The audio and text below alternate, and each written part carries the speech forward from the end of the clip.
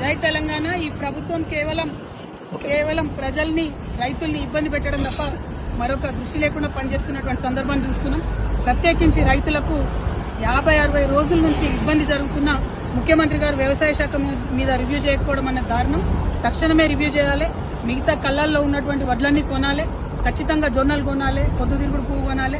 అందరూ రైతులు కూడా ఇబ్బందుల్లో ఉన్నారు. యూరియా దొరకనటువంటి పరిస్థితి ఉన్నది. మరి రైతు ఏడ్చిన రాజ్యం బాగుపడదని అంటారు. ఆ విషయం గమనించాలి. తెలంగాణ రాష్ట్రంలో రైతులు పండించినటువంటి పంటకు తగినటువంటి విలువ లేనటువంటి పరిస్థితి ఉంది. అట్లా కాకుండా రైస్ మిల్లర్లు, స్థానికంగా ఉండే ఆఫీసర్లు, ముఖ్యంగా కలెక్టర్లు మౌఖికంగా ఆదేశాలు ఇస్తా ఉన్నారు.